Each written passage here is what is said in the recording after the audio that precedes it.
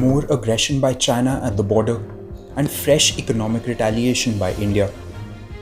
Over 100 more Chinese apps banned by the Modi government, including PUBG, the popular mobile game, WeChat, ShareSave by Xiaomi, and Baidu. The government cited national security considerations for the decision. The government said that the app's activities are prejudicial to India's sovereignty, integrity, and defense. The app's activities are prejudicial to the security of the state and public order. The government said that it received complaints that the apps steal and surreptitiously transmit users' data outside India. Data compilation, mining, and profiling by elements hostile to India's security merited the ban on the apps. The government said that it received inputs that the apps collect and share data and compromise personal information, which is a severe threat to India's security.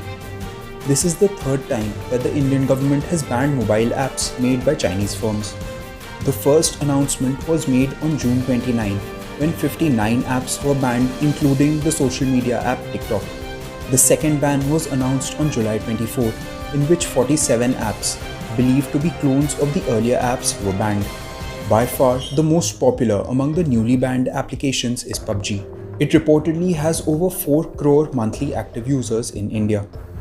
Like the earlier decisions, the latest move came in the backdrop of Chinese provocation at the border.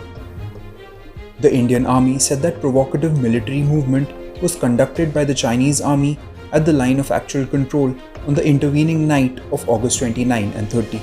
Indian troops preempted the Chinese activity on Pangong So's southern bank.